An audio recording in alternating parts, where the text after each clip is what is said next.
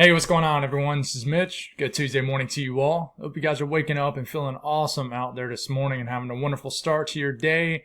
And I do hope everyone's having a great week out there so far. There is much to discuss in this morning's video, and we're going to kick it off by speaking on the tropics. We are waking up to Invest 93L, which basically means it's an area that's under investigation for tropical development. So this is going to be the main topic in this morning's video and probably the main topic for the next several days, I would say. So the first thing we'll go over is what's going on with this system right now.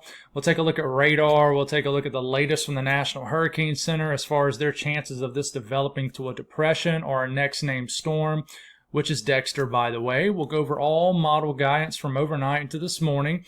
And then we'll talk about the environmental conditions that could be in place to promote development in the Gulf. Now, right now, the center of what this is still off the east coast of Florida. It's starting to make its way into the peninsula of Florida. Right now, we'll pretty much cross Florida pretty much today, I would say. So what's it going to do once it gets into the Gulf? So we're going to discuss that. What's the promoting factors for development? And what's some things that could hold it back? We'll speak on all of it. We'll nerd out with you guys, speak on current steering currents. Why is it being steered one way or the other? We'll talk on it all and try to explain things in a way where you guys, the audience, can understand. It's always a huge goal for this channel, and just explain things where you guys, certainly can grasp what we're discussing here. So after that, we'll talk about today's weather, because many areas of the country runs a risk of severe weather and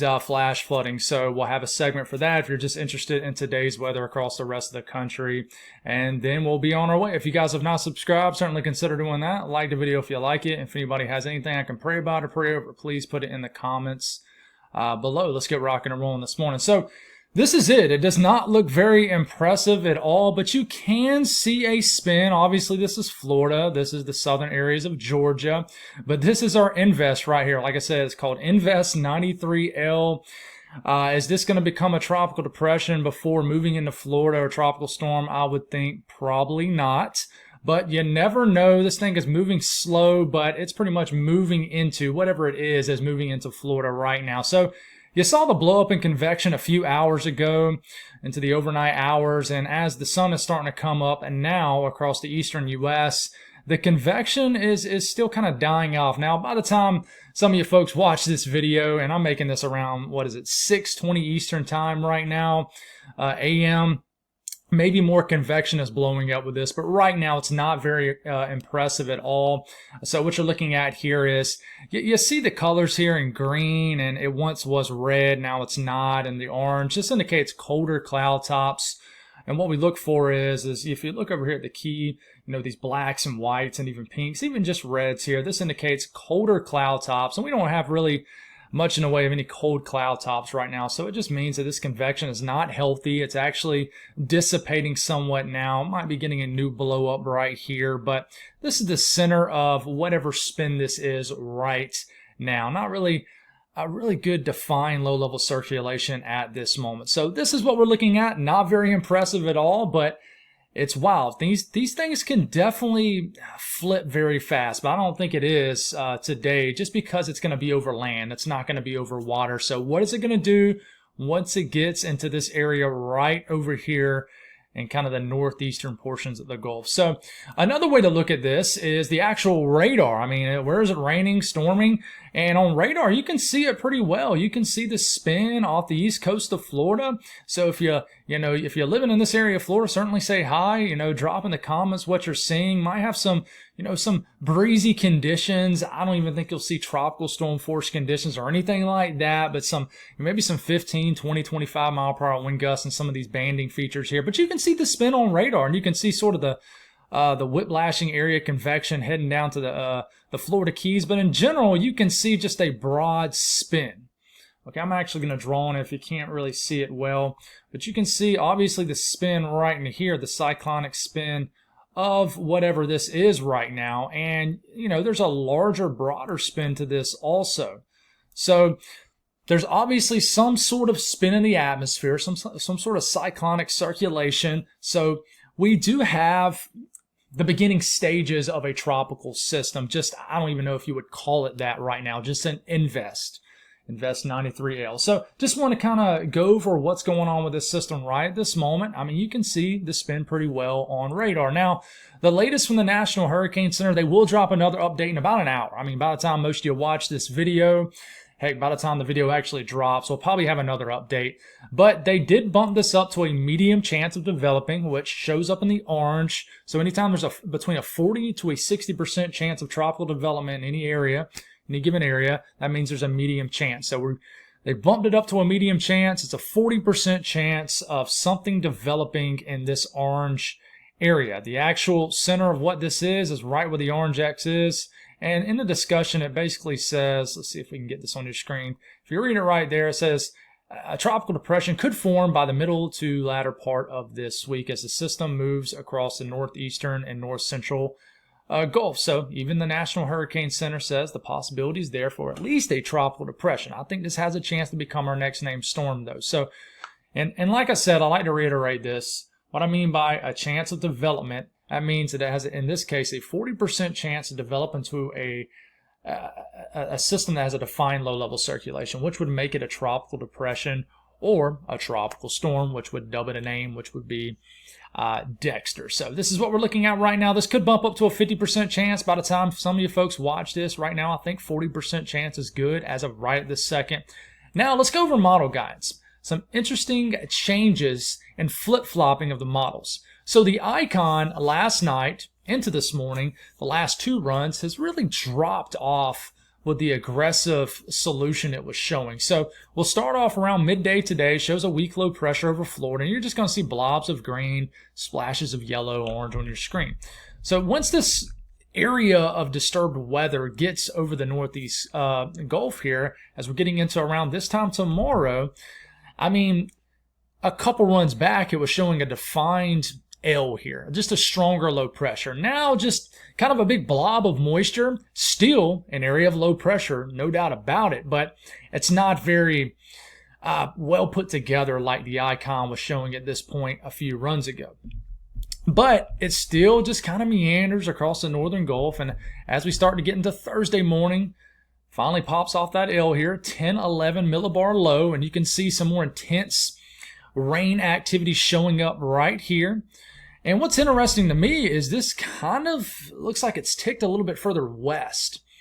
I almost think that the weaker this system stays, the more west it'll go instead of curving to the north like some of the stronger solutions. That might not be the case, but a lot of times, you know, these weaker systems are steered more by lower level currents in the upper levels of the atmosphere, if that makes sense. And we'll explain that a little bit more here when we're breaking down the nerding out part of the video. So eventually, you know, as we're getting into Thursday evening, this Thursday, not next Thursday, this plows whatever this is into Louisiana, but now it's getting some moisture back into the furthest, the most northern areas of the Texas coastline, into Houston, you know, what is it, Beaumont. So getting now moisture into Texas, that's kind of new. So, but in general, the icon is a weaker solution. Now, I would say the euro has upticked a little bit. So same thing, we'll start off right now. We get into this evening. The center of whatever's left over this, it begins to get tonight over areas of the northeast Gulf. And then we start to move this into tomorrow morning. And you can see the area of disturbed weather down there in the Gulf. That's our whatever our tropical system is at this point. And then we get into Wednesday evening. Doesn't show a whole lot of anything. And then we get into Thursday morning, and it's starting to show more activity down here. So at this point, you know, this run the euro is showing a 10-12 millibar low. I wouldn't focus too much on that. But once again, it kind of throws a lot of moisture back further to the west. But in general, it kind of takes the same route as it's been doing and plows this low pressure into southeast Louisiana Thursday evening. But it still tries to slip some moisture into Texas now. Certain areas of Texas do not need any rainfall. But eventually this weekend's with the interaction of land and just throws some moisture. Now, one thing I am worried about, I'm going to speak more on this for the days to come, is a high pressure that strengthens on top of the system. So this could bog down any kind of escape route, a quick escape route for this moisture here for the western Gulf states. So we might get a lot of tropical rains that hang around over Louisiana and surrounding states for a multi-day period, and it kind of shows that on the Euro. But we'll watch.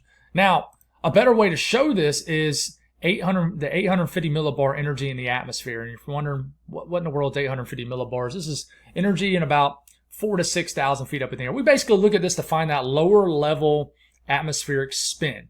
So you're going to see these vibrant colors, you know, the bluish, greenish, yellowish, red, etc. colors here. And you're going to see, as I put this in motion, the spin. You can like literally see it spinning around a little bit. And as we take this in the Thursday afternoon, it brings that low-level spin right into Louisiana. Okay, so that is our energy in the lower levels. Okay, so you can see it pretty well there. Now, the GFS continues to just not show much of anything. And, we get into, Wednesday morning, it doesn't look any different down here than it does up here. And up here is just more of run-of-the-mill shower and storm activity. Down here, you got your tropical energy, right? But just throws that moisture into, Louisiana, Mississippi, Alabama, even areas of Texas, but it never really develops anything. So is the GFS way out in left field, or, well, this is my left field, or is it on to something? So what's interesting to me is, and I know this is kind of weird, kind of positioned weird on your screen, but I really wanted to zoom in here. What you're looking at here is the OOZ overnight Euro Ensemble guidance. So the Euro Ensemble makes up 51 members, and on this particular output throws it all on the screen. So any member that forms into a decent and strength low pressure, it'll put it on the screen for us. So it's going to be hard to count how many members it shows, but one thing that I've noticed here is as we are getting into, say, the next 48 hours, so it's getting into Wednesday evening, a lot of weak low pressures are right here in the Northeast Gulf. Some of them kind of hang out over land. Some of them hang pretty far south. But as we start to move into, say, when is this? This is getting, make sure we get our, okay, yeah, this is getting into Wednesday evening at this point. Wednesday evening, some of these low pressures begin to strengthen, especially the ones that are a little bit further south. But, even the middle ground ones, you got some 997 members, 999s, some stronger members in here. But you don't have a lot of members. That's one thing to note here. 1, 2, 3, 4, 5, 6, 7, 8, 9, 10, 11, 12, 13, 14, 15, 16, 17, 18, 19. Might as well just say around 20-ish members if you count this one also, out of around 50-ish members. So, that's, below 50% of the output here producing tropical systems. Now, as we start to get to, say, Thursday morning, you start to see more members. I'm not going to count all these again, but this looks like well over 25 at least. And you see the areas in like yellow or green. These are stronger low pressures. The ones that are like 10 millibar or higher, that's barely even a tropical depression. But there is some stronger members in here, and some of them sink pretty far south. But all these like the idea of hitting southeast Louisiana, but some of them do. Make it all the way over here. For example, let's back this up one more and let's zoom into this. This is for kind of the middle of the night, Thursday night and the Friday morning. And let's zoom into this. And, there's well over 20, 25 members in here, but some of these are stronger. Some of these are sub 1,000 millibar low pressures, which would make it a tropical storm. You got a 992 here. So some of these members are pretty strong. So there's something to watch out for. And I will say the chances of a tropical depression developing, like I said, this is probability of a tropical depression developing off the latest Euro Ensemble. It's pretty much a lock on the Euro Ensemble. This, this red color here, that's pretty much a 90 to 100% chance of a tropical depression developing. It almost looks like that this is really going to get its act together right before it comes on land. Kind of what like Chantal did. And I've been saying this when I've been breaking down the tropics lately. Just remember how bad the global models did with Chantal. Ended up making landfall as, a 60-mile-per-hour tropical storm. So, this is the chances of this developing into a tropical depression, which I know tropical depression doesn't seem like a big deal, but this is the chances of this developing into a tropical storm. Now, that's only a 20 to 30% chance, but that's still high in the grand scheme of things. Now, I can see this increasing, and I don't like even showing this a whole lot because, I just think it's really skewed. But anyways, just I did want to, show you everything that I got here. Now, one thing that I'm not going to dive deep into right now is the hurricane models. And this is the HFA model, okay? Now, sometimes these absolutely nail tropical systems, and they can be very aggressive, but sometimes they absolutely whiff them. And it's always just a battle of kind of going back and forth from one to the other. There's like 4 of them, 4 or 5 of them. So, the latest HFA model, as we get into tomorrow morning, just shows unorganized convection all over your screen. I mean, it doesn't really get anything going. Has 1,007 millibar low right here as we're getting in a Thursday morning, and actually gets this south of Louisiana and makes landfall around kind of the central Louisiana coastline sometime Thursday. But I mean, it does drop it to it drops it to around 1,006 millibar low. I mean, that could warrant a weak tropical storm depending on the winds, but it's not very impressive.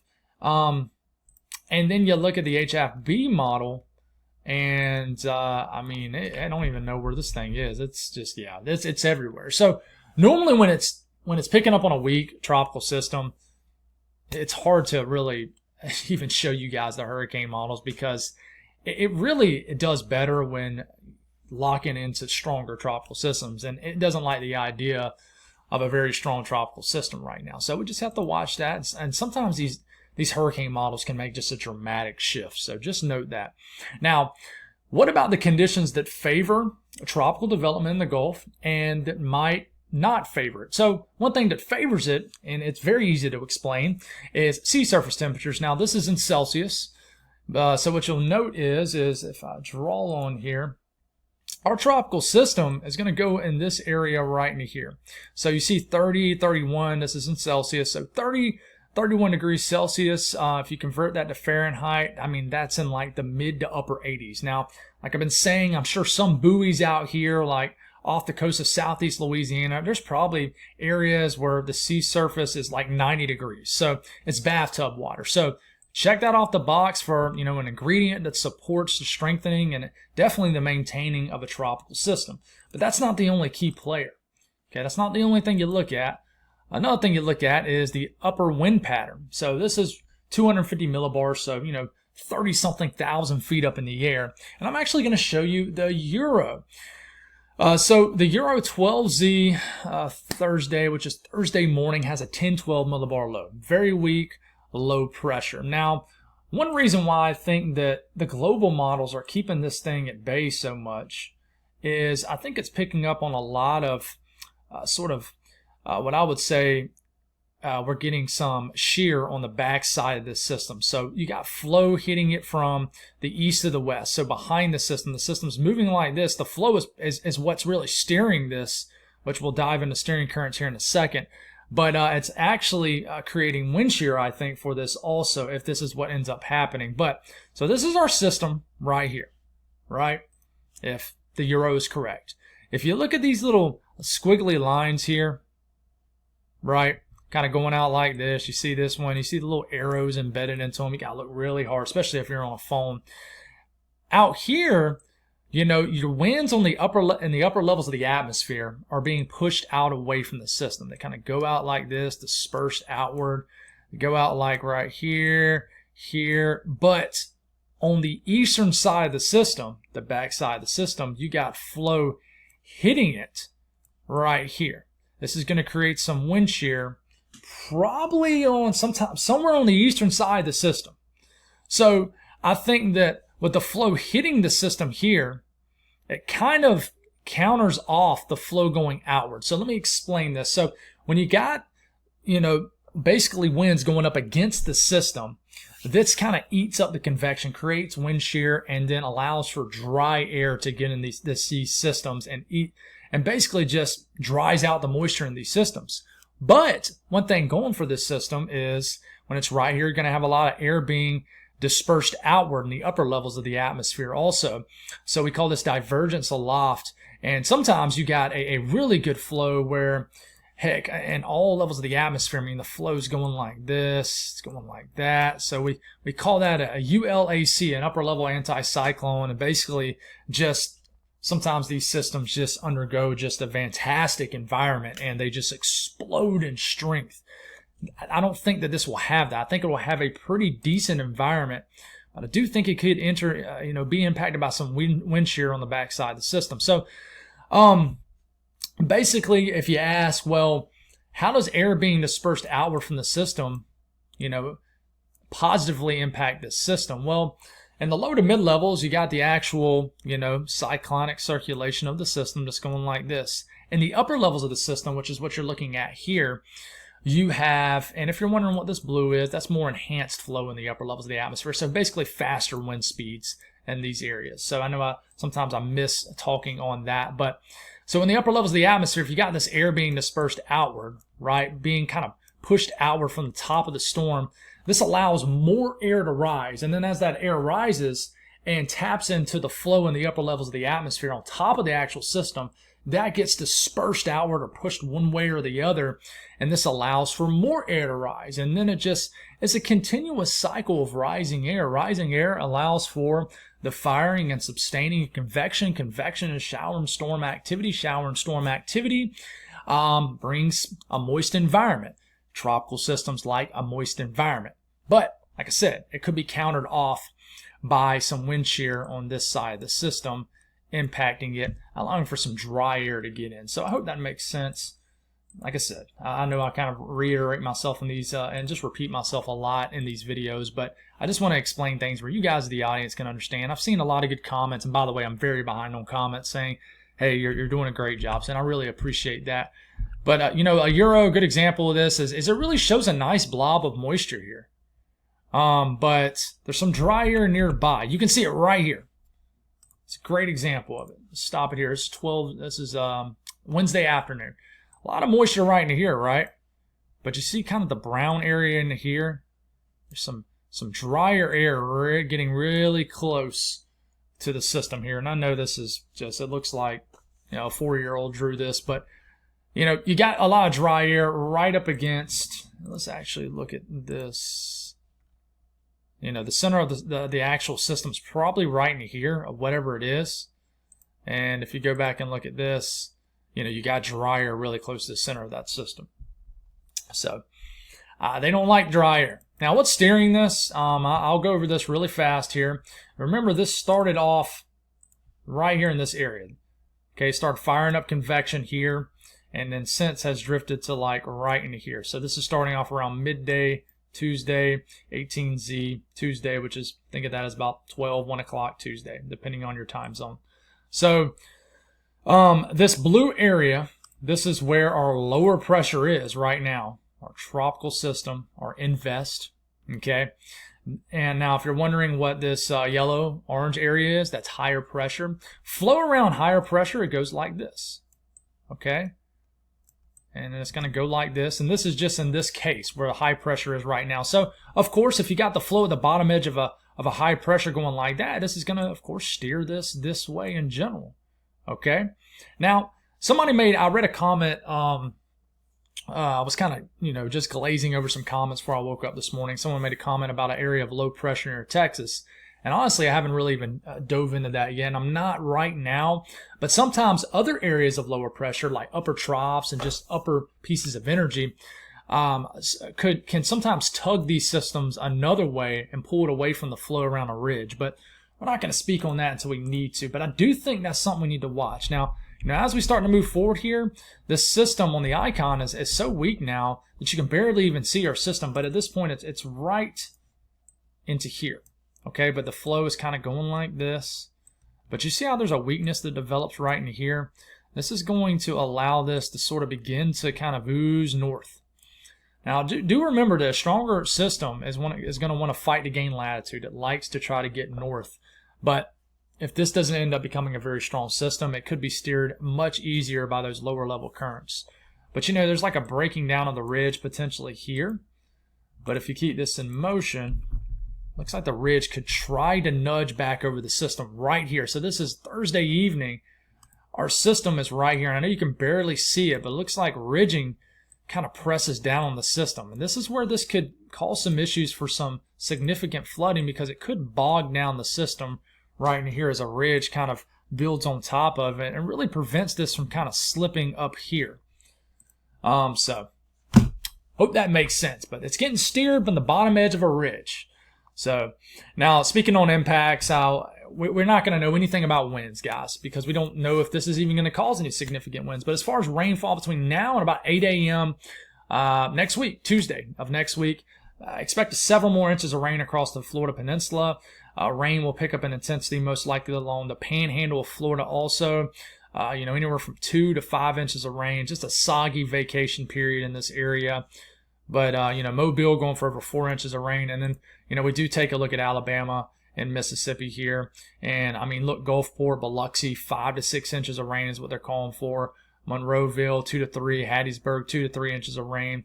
But the area I'm worried about the most as far as heavy rainfall is Louisiana. They are going for, and remember, if you watched last night's video, I said it, I thought they would increase the rainfall totals for Louisiana. And now they're going for, in some areas in this kind of darkish, orangish yellow color. That's over, if I move my head out the way, that's over like 6 to 8 inches of rain. So a lot of rain for Louisiana. And some of the heavier rain totals are starting to creep towards eastern Texas now too. So that's all I got with the update on the tropics. I went 30 minutes deep into that, so there's a lot to talk about with today's weather too. So we'll try to skim through this efficiently and not hang out too long on certain things. But this is current conditions as far as, speaking on today's weather. We got ongoing flash flood warnings in southeast Virginia, areas of North Carolina. We don't like to see this. Those are spin from our invest. We got some rain off the coast of New England, area of activity in Arkansas. We got flash flood warnings in Texas again. But our main bulk flow is up here. Our jet is definitely way up to the north, which is not totally unusual for this time of the year. But for us to get some breaks in humidity across the country, we need this jet to sag south. So most of our enhanced flow is up here across Montana, North Dakota, Minnesota. So we got some areas of rain and storms surging through these regions. So that's current conditions. Watches, warnings, advisories. The orange areas, these are heat advisories. We got these red colors here. These are ongoing flash flood warnings. The green areas, these are flood watches. And then this hot pink color, these are red flag warnings. It's getting hot, dry, need some rain. Heat advisories in the orange, some wind advisories. We haven't seen a lot of that lately. Over the northern Rockies, we got heat advisories in the valleys of Oregon and Washington. So a lot of heat alerts and a lot of flooding alerts out here. Now, as far as the Storm Prediction Center outlook, we have an enhanced risk now for areas of Nebraska, a very small section of South Dakota, and a slight risk that kind of is around that enhanced risk area, stretches up through eastern South Dakota, through the heart of Minnesota, northern Wisconsin, to the UP of Michigan. And we do have a secondary slight risk for areas of Wyoming, and we have a marginal risk around all these regions and a marginal risk down here too. So just to zoom into this region that has the higher severe weather threat, tornado threat, one right here across areas of Nebraska, zoom into this, and then one up here that gets all the way into the UP, I would add, covers areas of Minnesota, northern Wisconsin, and the UP of Michigan. Okay, 2% risk of a tornado in the green areas. Wind threat, all right, 15% risk in areas of Wyoming of winds exceeding 55 to 60 miles per hour. And then also for these areas in yellow, this stretches all the way up to the UP of Michigan, to just north of the Minneapolis-St. Paul area. But for my friends here in Nebraska, you guys have a 30% chance of winds exceeding 55 to 60 miles per hour within 25 miles in a given location. But you also have the black outline region, which, by the way, covers areas of the yellow and all of the red. This means you have a 10% risk of significant severe wind gusts, winds exceeding 75, 80, 85 miles per hour. And there's going to be a nasty line of storms that rumbles through this area later on today. And the hail threat, not quite as big of a deal as the wind threat, but in these yellow regions, it's a 15% risk of hail exceeding 1 inch in diameter or larger. Now, the excessive rainfall outlook, these yellow regions here, this is where, and if you live in these yellow areas, this is where you have a 15% risk of flash flood guidance being exceeded within 25 miles in a given location. There's many areas to watch for. One in Florida from our Invest, okay? And then we head on up the road to the Southern Alps. I really want to watch this area today. This is closer to home. Asheville, the Greenville, Spartanburg area, up into the western sections of North Carolina, almost includes the entire state of Virginia, gets into the tidewater areas of Delaware. We have had our fair share of flooding in these areas But I am concerned about storms being very stationary in western areas in North Carolina today, even getting a little bit into Tennessee, into upstate South Carolina, extreme northeast Georgia. But just to zoom out of this, watch out for flash flooding in these areas too, of the upper Midwest into the Great Lakes region. Another area of flash flooding we need to be careful with Texas. And then watch out southern areas of Arizona, including Tucson, not including Phoenix. You guys have a 15% risk of flash flooding here. So there's a lot going on across the country also, right? But the southeast today, we got that spin from the invest. This will hit Florida. The actual core of it will hit Florida, already affecting Florida right now this afternoon. We're going to get just numerous shower and storm activity. Normal, just summer thunderstorms up here, but some of these will pack a punch and deliver a lot of heavy rainfall across western areas of the Carolinas and northern Georgia up into Virginia. And the rest of the stuff's just normal kind of outflow-driven stuff. Nothing too crazy to speak on, but just a closer look at Florida, just because you are going to be dealing with kind of a weak tropical system today. You know, Daytona Beach, I mean, you look at the core of the system rolling right over you guys. It's 2 p.m. This is the core of this invest. Luckily, we're lucky this isn't going to have more time over the open waters before making landfall for these areas. But, you know, we get into about 5 p.m., 6 p.m., some thunderstorms bubbling up over the panhandle. We got thunderstorms all the way down the peninsula of Florida. And the core of this system, though, is right into here. And then eventually, as we get, and say, into 11 o'clock, midnight tonight, I think whatever's left of this tropical system is going to fully enter the Northeast Gulf, and then all eyes will be on it to see if it can get its act back together. But a closer look at North Carolina and Virginia, starting off around noon, you see those thunderstorms bubbling up from Asheville, southwest North Carolina, all the way up into Boone, Roanoke, Harrisonburg, Charlottesville. Doesn't show it very widespread in coverage. The thing I'm concerned about is these storms not moving a whole lot. But, you know, you get into 6, 7, you gotta know, the reason we're getting a lot of flash flooding, guys, is because a lot of these areas are trapped under a ridge, and this ridge has stagnant flow, so these storms form and they don't really move. The only thing that really moves them is outflow boundaries, and eventually they kind of they explode, right? And then they implode. I literally had a storm pop up right on top of my house around 5 o'clock yesterday. In fact, it started lightning and thundering before the storm even showed up on radar. And that's a great definition of these storms just popping up right on top of you. It happens every day for someone in the summer. But a lot of storm activity in eastern North Carolina, but just be careful with a flooding threat down here. It definitely can materialize, and, you know, we get into the overnight hours, and some storms could still just be hanging out around the higher peaks of the mountains. And just kind of looking at how much rainfall they're going for over the next 36 hours. I mean, folks, there's pockets of where they're going for, see these kind of red areas? I mean, that's 3-4 inches of rain that is possible in some of these higher elevated regions. I really think flooding could become a big deal. I know I've said it many times, but please be careful if you live in the western areas of the Carolinas today. And, northeast Georgia too. But, look how much rain could fall also up here in Virginia. The entire state of Virginia, good for at least a half an inch of rain just about.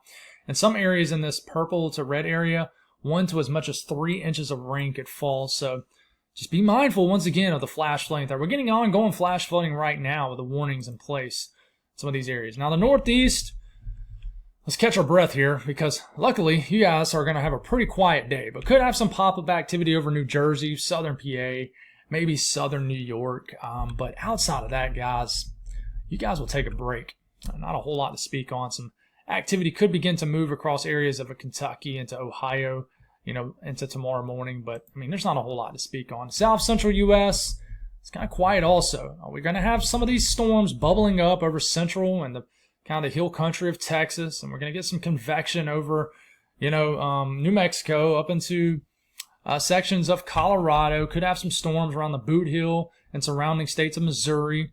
And we could have an organized area of storms up here in northeast Colorado, but nothing eye-popping on your screen, right? We could have an area of storms that moves into the northern counties of Kansas later tonight, but there's not a whole lot to speak on. But just watch out for this area of rain. In these purple areas, that's where over an inch, inch and a half of rain could fall in some isolated areas down here in Texas. So just be aware of that.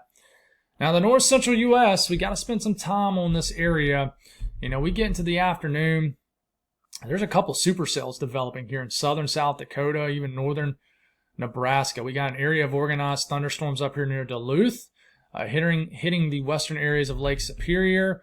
We got organized thunderstorms here in central Minnesota, northern Wisconsin, the UP of Michigan, and a big area of storms cruising across Nebraska later tonight.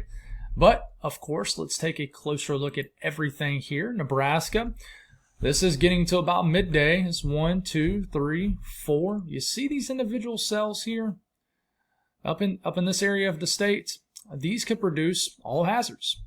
And these are probably going to be the ones that have the best shot at producing a tornado. Now, this quickly grows into a linear upscale kind of event, and now you get this sweeping line of storms. This is around 8 p.m. Could get a big line of storms sweeping across pretty much all of central Nebraska. These could produce damaging winds. I mean, in some cases, 70, 80 mile per hour wind gusts. This is 10 p.m., 11 p.m., midnight, 1 a.m., 2 a.m., 3 a.m., 4 a.m., and it dies off, maybe before it even gets to the Lincoln, Omaha area. But, I mean, this looks like this is about where it's the most intense, around 8 p.m. tonight. Chris, watch out in Broken. Was it Broken Bow? You guys could get some intense storms later tonight. And just taking a look at what the HRRR model is saying as far as predicted wind gust swath. Some of these areas in the red to even like the brownish white colors, this is where 60, 70 mile per hour wind gusts could go. And you can see where the bulk of the line is. I mean, I think the Storm Prediction Center has this dead on as far as where the most intense storms could be. But heading on up to South Dakota, starting off around 1 p.m., some showers drifting around. Just be careful in the southern areas. South of this interstate corridor here, see these supercells, they could produce some very large hail, very strong winds, and then these could produce the tornadoes. But once again, these will kind of grow up scale, and if you live, especially in the southern and southeast areas of South Dakota, some intense storms are possible. And really anywhere in eastern South Dakota could get hit by these storms. And, I'm forgetting to say the time frame. Remember, this time frame is up here. This is valid for this time zone, 7, 8, 9, 10, 11, 12, 1 a.m., 2 a.m. And then there could be a secondary area of storms that moves in across the south western areas of the state around the Rapid City Point south. So be careful with those storms also.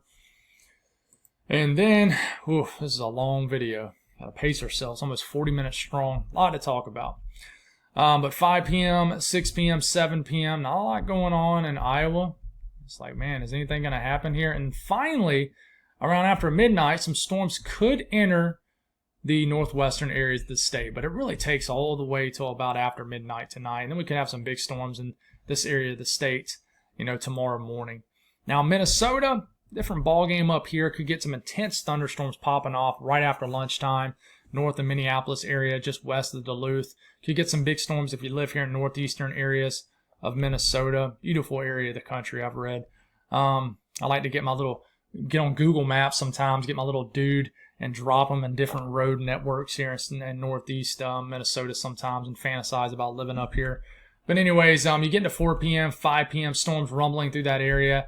Additional storms will form north of the Minneapolis area, up here near St. Cloud. These could be some very intense storms, damaging winds, large hail, maybe a tornado risk with this also, 2% risk actually of a tornado.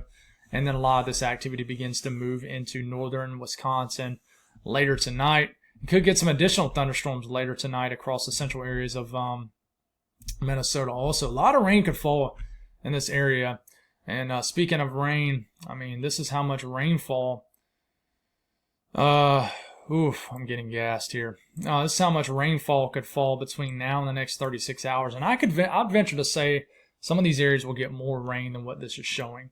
Now, Wisconsin, this is midday. This is getting into about 5 p.m. Watch out early mid-afternoon in northern Wisconsin for some storms if you live in that area.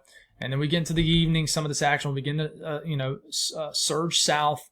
North of Eau Claire still, but Ironwood getting hit. Then these storms try to get down and touch Eau Claire.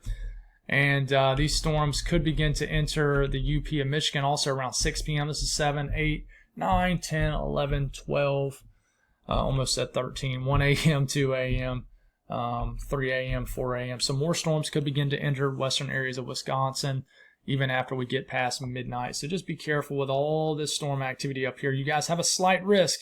These storms this afternoon to this evening could produce the potential for all hazards. The western U.S., a lot of rain up here in Montana, just a rainy, tight day. We could get some rain also in Utah. We need it. Nevada could get a little bit of rain down to Arizona. Watch out for the flooding threat in the southern areas of Arizona. Could get a lot of rain dancing around near Tucson. But we could get a more organized line of storms through Wyoming later tonight. And just taking a closer look at Wyoming, starting off around lunchtime. And just be careful, Worland. The one thing was the Bighorn Mountains, Sheridan, Gillette. These storms could impact you sometime between 5 to 10 o'clock tonight, and they will sweep across and be pretty intense for the northeastern areas of Wyoming. This is around 9 p.m. Some intense storms could sweep through later this evening across those areas of Wyoming. Temperatures, this is what we look like. Just hot, soupy conditions. Everywhere is hot.